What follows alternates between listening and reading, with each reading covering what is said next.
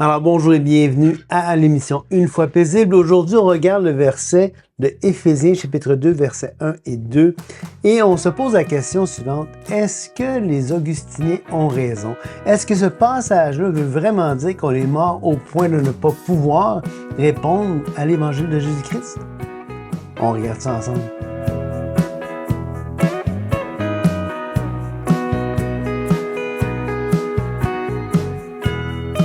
Bonjour, mon nom est Paris Pétel. Aujourd'hui, on regarde le passage de Éphésiens chapitre 2, versets 1 et 2. Et on pose la question, est-ce que ça veut vraiment dire mort au point de ne pas pouvoir répondre à l'Évangile? On regarde ça dès maintenant. Et donc, on va lire ensemble pour bien se mettre dans le thème d'aujourd'hui. Donc, Éphésiens chapitre 2, versets 1 et 2. On va regarder ça dès maintenant. Donc, le passage va dire, vous étiez morts par vos offenses et par vos péchés, dans lesquels vous marchiez autrefois selon le train de ce monde, selon le prince de la puissance de l'air, de l'esprit qui agit maintenant dans les fils de la rébellion. OK. Vous étiez morts par vos offenses et par vos péchés, dans lesquels vous marchiez autrefois selon le train de ce monde, selon le prince de la puissance de l'air, de l'esprit qui agit maintenant dans les fils de rébellion. Et donc, ça, c'est important. Et peut-être le verset 3 aussi qui est important. Hein? Nous étions par nature des enfants de colère comme les autres. Alors là, ce qui est intéressant de voir dans ça ici, c'est tout ce lien entre la mort spirituelle, de quoi est-ce que l'apôtre parle ici. Bien, déjà, on va prendre le temps de relire et relire le passage. Donc, on était mort dans quoi ou par quoi? On était mort par nos offenses. Pas les offenses d'un autre, pas les offenses d'Adam, pas l'offense d'Adam, parce que c'est le péché qui est dans le monde par le péché d'Adam. Donc, c'est mort par les offenses dans lesquelles on marchait autrefois. Alors, dans l'histoire, dans cette période de l'histoire qui est la mienne, donc, avant d'accepter Jésus-Christ comme sauveur, je marchais dans mes péchés et dans mes offenses. Je marchais autrefois selon le train de ce monde, dans lesquels vous marchiez. Alors, on ne parle pas de n'importe quel péché ici. On parle des péchés que je commettais, que j'agissais comme ça. Et c'est à cause de ces péchés-là, c'est le par ici. Par quoi? Par ces offenses, par ces péchés dans lesquels je marchais. Donc, c'est-tu par nature que j'étais mort à ce point? C'est pas ce que le texte dit. On peut imposer au texte une idéologie. On peut forcer une interprétation au texte. Mais le texte clair ici, c'est que j'étais mort par quelque chose que je faisais. À cause c'était ma mort spirituelle était la conséquence des offenses que je pratiquais. C'est ça que le texte dit ici. Et dans un passage parallèle à celui-ci, dans Colossiens 2,13, vous qui étiez morts par vos offenses et par l'incirconcision de votre chair, il vous a rendu à la vie en nous faisant grâce pour toutes nos offenses. Encore là, c'est le même principe. On était morts par vos offenses. Donc, on va retourner dans Éphésiens ici. Attends, je vais aller voir ici. OK? Donc, c'est clair que le passage n'est pas en train de parler d'une condition ontologique. Par ontologie, je parle de mon existence en tant que nature humaine, hein, dans qui je suis par essence. On parle de moi dans les actions que j'ai commises, les conséquences de ces actions-là, les conséquences d'être né comme ça, dans un environnement qui est absolument contre Dieu, conséquences d'être né dans une chair qui est corrompu à cause justement de la mortalité puis de la fragilité héritée d'Adam, ben là, je suis mort par ces offenses-là et par ces péchés-là. Donc, j'aimerais ça qu'on aille maintenant dans il y a quelques années, j'avais fait une présentation comme ça et un peu à la rigolade, j'avais mis cet écran-là comme page couverture de ma présentation et je trouve qu'elle est quand même assez valide encore aujourd'hui. Hein? Oh, pas celle-là, l'autre ici. Hein? Nuit des morts vivants. OK? Mort, ça veut vraiment dire mort. Vivant, ça veut dire quoi? OK, alors pourquoi j'avais fait ça? Ben parce qu'évidemment, si on est des morts vivants, comme le veut les Augustiniens, si parce que je suis né mort spirituellement, je suis né pécheur dans cette nature qui serait pécheresse par nature, ben je suis ni plus ni moins qu'un zombie qui marche, qui est un mort vivant. Hein? Ça fait aucun sens. Donc, et j'avais voulu répondre à cet article, je ne sais pas s'il est encore en ligne à l'époque, s'il l'était, ça disait « Chez l'homme naturel, l'âme n'est pas moins morte que le corps ne l'est lorsqu'on le met en terre. Elle est réellement et positivement morte, et non pas seulement dans un sens métaphorique. Paul ne parle pas en métaphore lorsqu'il dit « Vous étiez morts par vos offenses et par vos péchés. » On va trouver ça dans le bon combat. Bon, écoutez, c'est fort ce que l'auteur ici dit. Elle est réellement et positivement morte et non pas seulement dans un sens métaphorique. Ben, je ne sais pas pour vous, mais moi, quand je regarde le mot mort dans un sens qui n'est pas métaphorique, ben, ça veut dire quoi? On va aller voir dans le dictionnaire. Attends un petit peu. Français, mort. Mort, c'est fin de la vie. Donc, on parle de la vie physique ici. OK? Donc, ça dit, définition, fin de la vie. On parle de mort accidentelle, mort sanglante, tragique, horrible, instantanée. Arrêt complet du fonctionnement de l'organisme. Ça c'est la mort, ça. Dans son sens littéral, là, c'est arrêt complet du fonctionnement de l'organisme. C'est la fin de la vie physique. État d'une personne qui est morte. OK? Bon, ben écoute, c'est-tu comme ça que l'âme est? J'ai quoi? J'ai pas de... On voit bien que ça n'a pas de bon sens. Hein? Alors, chez l'homme, l'hypothèse à tester, c'est chez l'homme naturel, l'âme n'est pas moins morte que le corps ne l'est lorsque l'on le met en terre. Elle est réellement et positivement morte, et non pas seulement dans un sens métaphorique. Paul ne parle pas en métaphore lorsqu'il dit « Vous étiez mort par vos offenses ». C'est vrai. Ah bon? OK. OK. On nous dit qu'à la chute d'Éden, chacune des forces de l'homme cessa de fonctionner quant à sa vitalité morale. La bonté qui était la vitalité de ses forces disparut. La vertu, c'est toujours dans l'article du Bon Combat, là, qui composait la vie de l'homme s'enfuir et il mourut. En ce qui concerne les choses spirituelles, tout homme est désormais spirituellement mort par ses offenses et par ses péchés. Ben, c'est par ses offenses. Ben, si tu nais de même, là, c'est pas par tes offenses. Un nourrisson, il sort de sa mère, là, il se met pas à marcher dans les offenses et les péchés, là. On se comprend-tu? Si on est de même, on marche pas dans ça, on marche même pas. Pas littéralement, puis je pense qu'on mange pas grand-chose métaphoriquement non plus. Surtout pas dans des péchés et des offenses plurielles. Ça n'a aucun bon sens. Mais en tout cas, on continue. L'affirmation suivante est fausse. L'âme n'est pas moins morte que le corps ne l'est lorsqu'on le met en terre. Elle est réellement et positivement morte, et non pas seulement dans un sens métaphorique, c'est vrai. La mort spirituelle est le résultat de la culpabilité qu'entraînent les offenses et les péchés qu'un individu peut commettre, et non le résultat de ce qu'il hérite de ses premiers parents. C'est ce que moi je prétends. Incontestablement mort, sens propre et sens figuré. Donc, le sens propre de la mort, on l'a vu, c'est la fin de la vie, c'est quand biologiquement le corps arrête de fonctionner, ça c'est la mort. C'est ça que ça veut dire mort au sens propre. Au sens figuré, ça c'est une autre affaire, mort. Ben, la mort physique, s'il n'y a pas de respiration, s'il n'y a pas de pouls, il n'y a pas d'activité cérébrale, ben il y a des fortes chances que la personne ne soit pas morte. OK? C'est clair que s'il y a du pouls, mais elle n'est pas morte littéralement. Là. On s'entend-tu? Littéralement, il faudrait qu'il y ait absence de respiration, absence de pouls, absence d'activité cérébrale. OK? Ça, là, on parlerait vraiment de littéralement morte. Quand on prend le mot mort autrement que ça, là, c'est dans son sens métaphorique. C'est une métaphore qu'on utilise. Paul, dans Éphésiens 2, il parle métaphoriquement. Il ne parle pas littéralement. C'est une métaphore qu'il utilise. Ce n'est pas le sens propre du mot mort.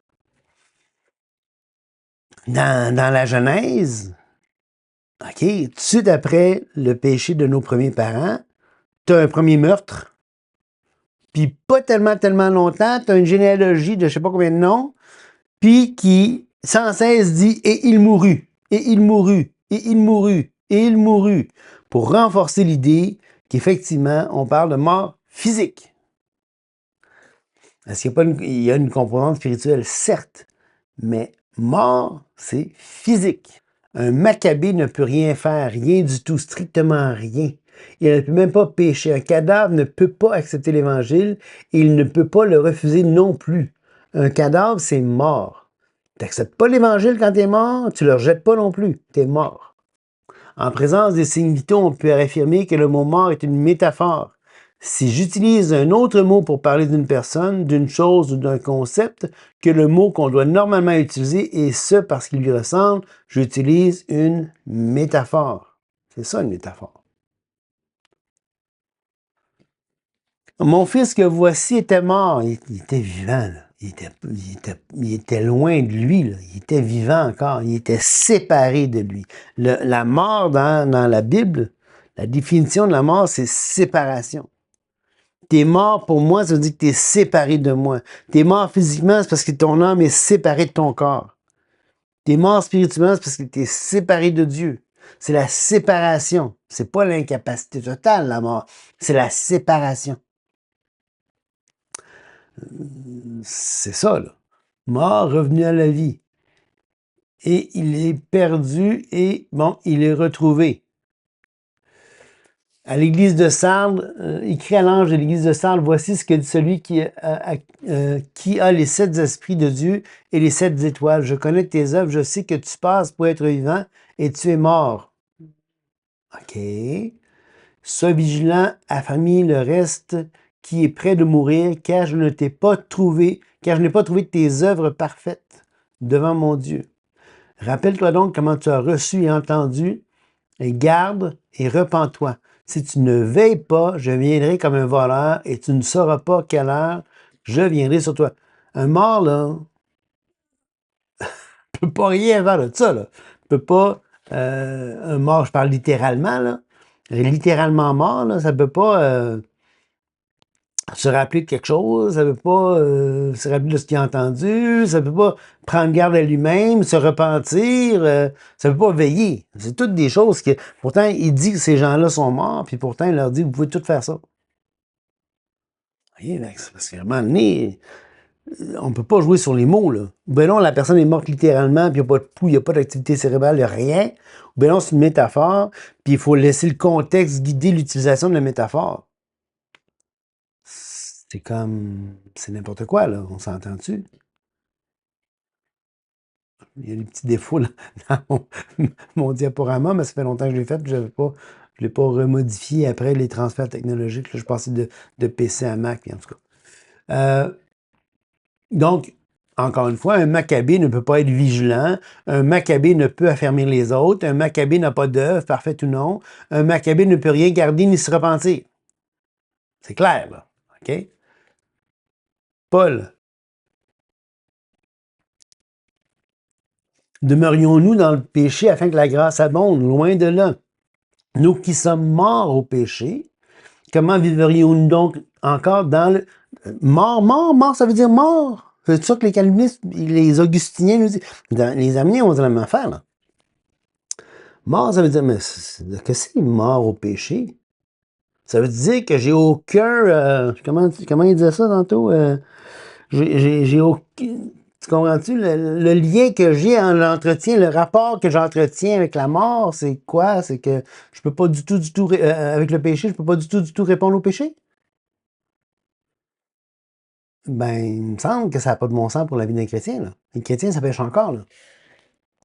Je m'excuse, hein, mais t'as beau dire, t'as beau faire, mais prêcher, les chrétiens, ça peut encore pécher. Je suis pas dans un état d'incapacité totale de pécher, là, quand je suis croyant, là. Pourtant, c'est ce qu'on veut me dire que le mot mort veut dire dans Éphésiens chapitre 2. Puis ça veut dire quoi dans Romains chapitre 6? Vous voyez bien que ça n'a aucun sens.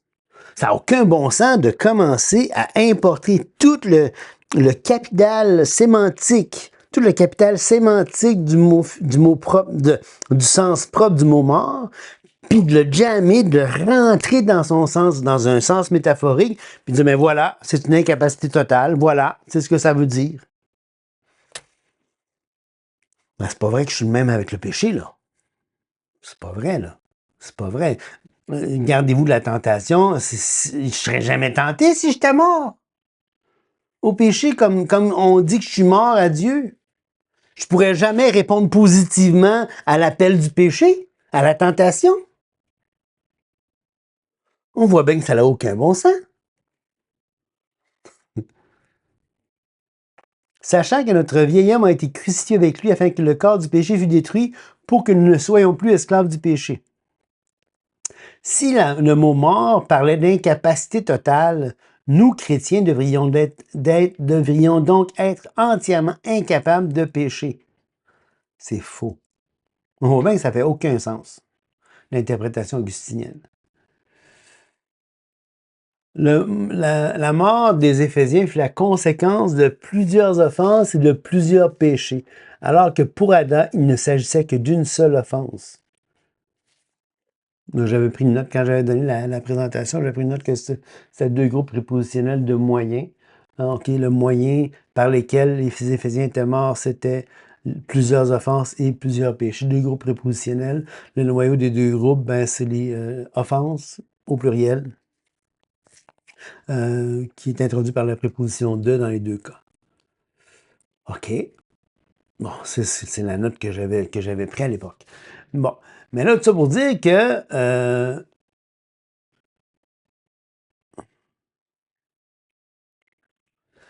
c'est pourquoi vous, autrefois, donc un peu de contexte, c'est pourquoi vous, autrefois, païens dans la chair, appelés incirconcis par ceux qu'on appelle circoncis, et qui le sont en la chair par la main de l'homme, souvenez-vous que vous étiez en ce temps-là sans Christ, privés du droit de cité en Israël, étrangers aux alliances de la promesse, sans espérance, sans Dieu. Vous qui étiez jadis éloignés, vous avez été rapprochés par le sang de Christ, car il est notre paix, lui qui des deux n'en a fait un et qui a renversé le mur de la séparation. Le mot mort, quand il est utilisé métaphoriquement dans les Écritures, puis je dirais même physiquement, là, on s'entend, mais ce que ça veut dire, la mort, c'est la séparation. On le voit ici, là. On le voit clairement. Et le fils prodigue, il était mort, maintenant il est retrouvé, ben il est plus séparé parce qu'il est revenu. Donc, on voit le jeu que l'apôtre fait avec le mot mort ici. Okay? Encore une fois, le mot mort, lorsqu'il est utilisé comme figure de style, dénote l'idée de séparation. Le salut, de son côté, dénote celle de rapprochement, de réconciliation, de réunion. OK? Genre, que nul de vous, quand il est tenté, ne dise que je suis tenté par Dieu, car Dieu ne peut être tenté par le mal et lui ne tente personne. Mais chacun est tenté, étant attiré et amorcé par sa propre convoitise, puis la convoitise ayant conçu enfante le péché, et le péché étant consommé produit la mort. Donc c'est vraiment un thème qui est cohérent dans les Écritures. La mort, le péché produit la mort, la séparation.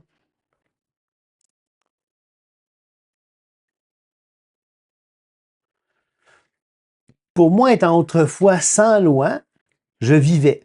Mais quand le commandement vint, le péché reprit vie en moi, et moi je mourus. Ainsi, le commandement qui conduit à la vie se trouva pour moi conduire à la mort. Car le péché, saisissant l'occasion, me séduisit par le commandement et par lui me fit mourir. Romains 7, 9 à 11. On voit qu'avant que Paul accepte Jésus-Christ et reçoive la vie éternelle, à ce moment-là, il était mort. Mais avant de mourir, il était vivant.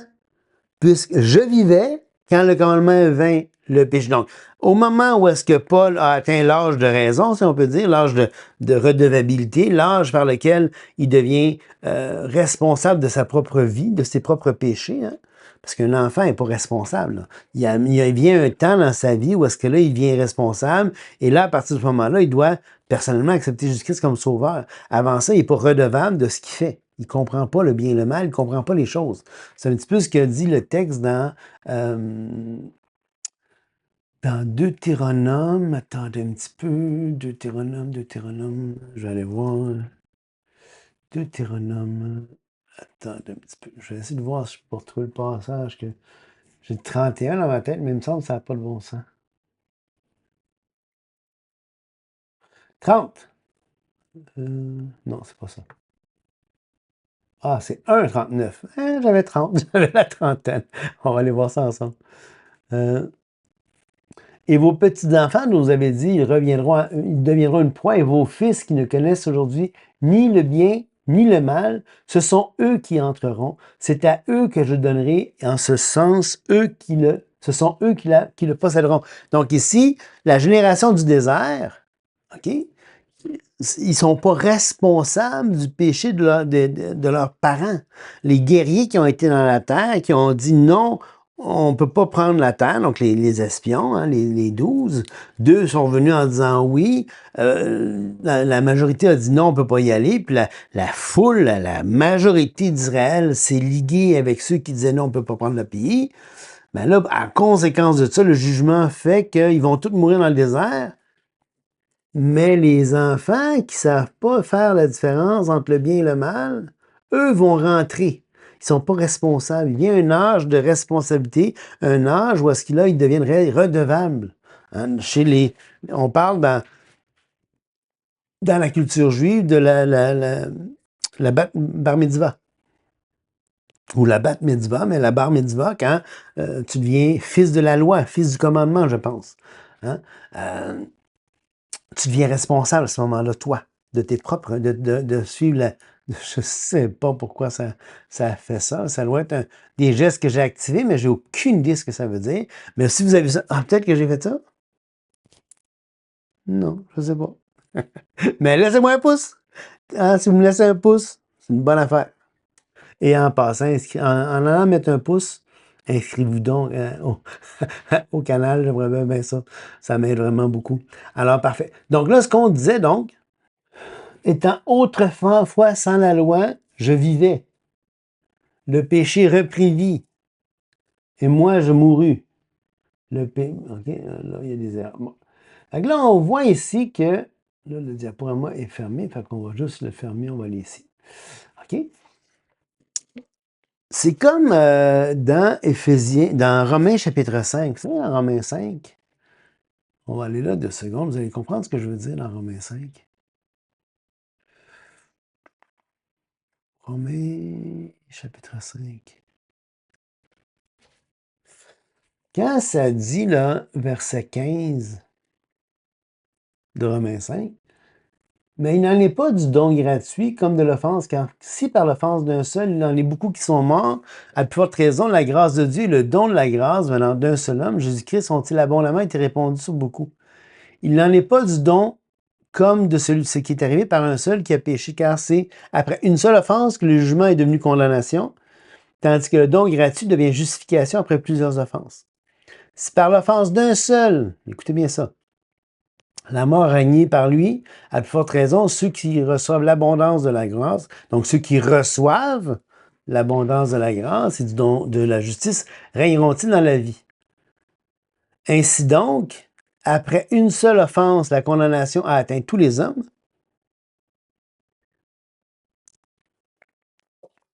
De même, par un seul acte de justice, la justification qui donne la vie s'étend à tous les hommes. Maintenant, la condamnation, il y a un parallèle strict ici. Là. Il y a un parallèle entre la condamnation, après une seule offense, la condamnation atteint tous les hommes. De même, par un seul acte de justice, la justification qui donne la vie s'étend à tous les hommes. Un parallèle strict. OK? Donc, condamnation, un péché, condamnation s'étend à tous. Justification qui donne la vie s'étend à tous. Là, habituellement, les gens vont dire, Patrice, es-tu universaliste? Es-tu universaliste? Non, je ne suis pas universaliste, mais je crois qu'il y a une condition. Recevoir la justification, c'est la foi. Et là, regardez bien, juste avant, là, On a dit, je l'ai dit un petit peu plus haut, là. Attends, c'est où que j'ai vu ça, là? Ceux qui reçoivent l'abondance. Donc, il y a un acte de recevoir l'abondance de la grâce et le don gratuit de la justice. Alors, on doit recevoir ça pour bénéficier de la justification. Donc, la justification, elle est conditionnelle. La condamnation aussi, elle est conditionnelle. On l'a vu dans Paul. Ben, Paul, dans Romains, même livre que Romains 5, on le voit un petit peu plus loin dans Romains, dans Romains 7 qu'on vient de lire il n'y a pas longtemps. Il faut que le péché vienne pour que la mort me saisisse. Je vivais, j'ai péché. Mon péché, donc mort par vos offenses, mort par vos péchés. C'est tout à fait cohérent. On a vu ça dans Jacques, on a vu ça dans Éphésiens, on a vu ça dans Colossiens, on a vu ça partout. Hein? Quand tu pêches, tu meurs. Et là, par une seule offense à la condamnation à tous les hommes, oui. Mais c'est conditionnel, ton propre péché. Quand tu pêches, là, tu deviens condamnable. C'est ça qu'un enfant ne va pas en enfer. Là. Un bébé, là, il meurt sans au ciel. Là. Oublie ça. Là. Okay? Parce qu'il n'est pas condamné. D'ailleurs, il va dire ça un petit peu ici, juste avant.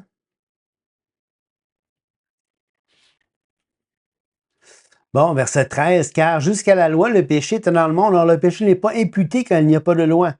Le petit bonhomme, là, le petit enfant, là, la petite fille, là, la gamine de quelques mois, quelques années, là, n'a aucune connaissance de la loi. C'est pour ça que Paul va dire, Romains 7, quand il a saisi la loi, quand il a saisi le commandement, là, il a péché, le péché est imputé à partir de ce moment-là, il meurt. En l'absence de cette redevabilité face à la loi, il n'y a pas d'imputation du péché. Il n'y en a pas. C'est ça que le 5.13 dit, là. Okay?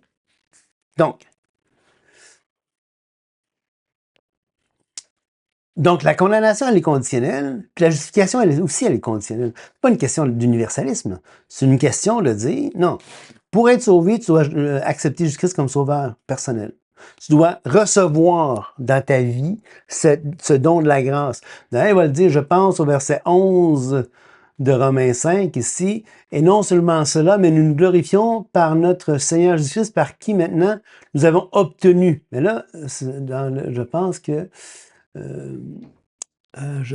que second se plante. Ouais. Par lequel nous avons maintenant reçu la réconciliation. C'est un verbe à l'actif, là. C'est pas au passif, cette histoire-là. On doit recevoir la réconciliation. De même, on doit recevoir le don de la grâce. OK? On doit recevoir.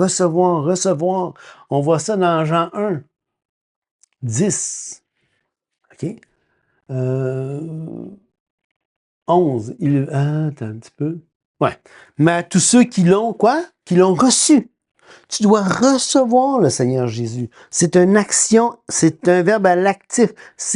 On se rappelle, c'est quoi la voix active? C'est que le sujet fait l'action du verbe.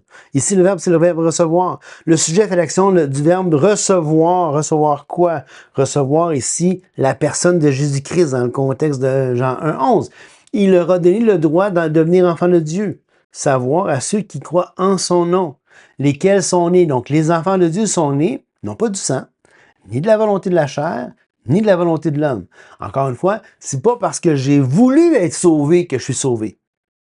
C'est pas pour ça. C'est pas ma volonté qui est omnipotente, là. C'est pas parce que j'ai décidé d'être sauvé que je suis sauvé.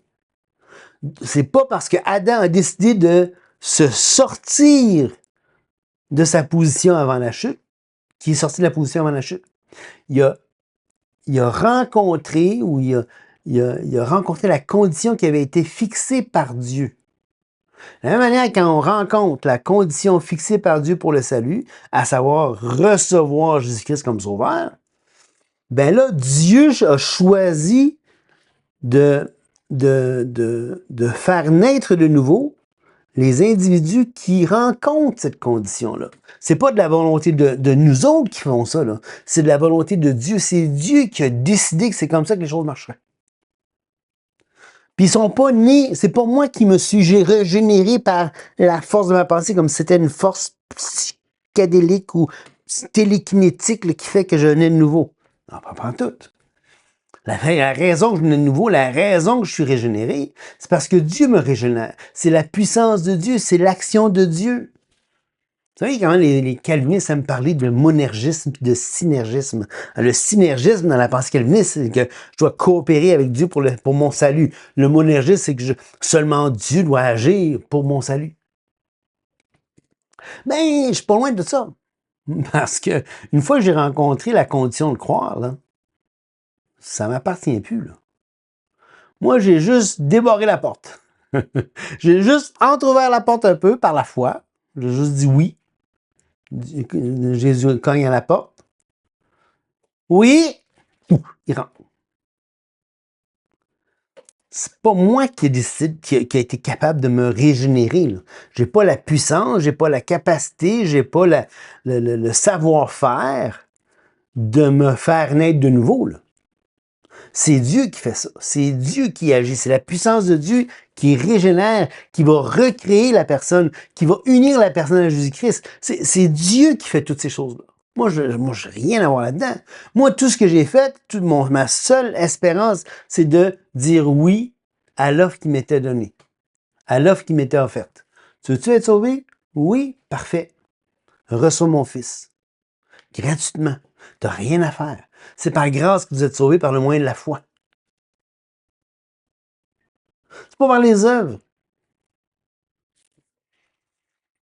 Donc, mais à tous ceux qui l'ont reçu. À tous ceux qui l'ont reçu, il leur a donné le droit d'être enfants de Dieu, à savoir ceux qui croient en son nom, lesquels sont nés. Donc, qui est né? Hein? Les enfants de Dieu. Non pas du sang. Donc, la naissance, c'est pas effectué du sang, ni de la volonté de la chair, ni de la volonté de l'homme, mais de Dieu. Oui, effectivement. Donc, la nouvelle naissance, c'est Dieu qui l'opère seulement. Moi, j'ai rien à voir là-dedans. Moi, j'ai juste... Une bonne analogie, c'est la switch du mur, l'interrupteur. Hein? Quand j'allume l'interrupteur, pas moi qui allume la lumière. Là. C'est pas ma puissance qui fait que le globe allume. Là. Non, non, non. Ça, il y a tout un système mis en place. Il y a des centrales hydroélectriques. Il y a toutes des centaines et des centaines de milliers de kilomètres de fils qui ont été installés. Le fil vient. Il y a des électriciens qui ont installé du filage dans ma maison. Ils ont installé des interrupteurs sur les murs. Puis moi, quand je fais « Oups! » Ben, quand la centrale hydroélectrique ou quand il y a des fils qui plantent, là, qui coupent, là, j'ai beau activer la switch autant comme autant. J'ai beau activer l'interrupteur autant comme autant. La lumière ne s'allumera pas. Là. C'est pas ma volonté qui fait que la lumière finalement ouvre. Moi, je fais juste fermer le circuit. Une fois que le circuit est fermé, le courant passe, la lumière allume. C'est la même chose. Par la foi, je rencontre la condition que Dieu a placée. Pouf! Lui agit pour me régénérer. Lui agit pour me sauver. Lui agit pour me faire naître de nouveau. Pas moi qui agis sur moi-même. C'est pour ça que c'est pas une synergie de salut. Parce que moi, j'ai aucune contribution. Dieu fait tout. Je fais juste dire, sauve-moi. Je crois du cœur, je confesse de la bouche, sauve-moi. C'est tout. Lui, il fait tout après. Pas moi, lui. Donc, cette condition-là, elle est essentielle à la justification, tout comme le péché personnel est essentiel à la condamnation. Les deux aspects sont conditionnels. Il y a un parallèle parfait entre les deux. C'est pour ça que Romains 5 fait tant de sens que ça. All right? On se voit la prochaine fois. Que Dieu vous bénisse.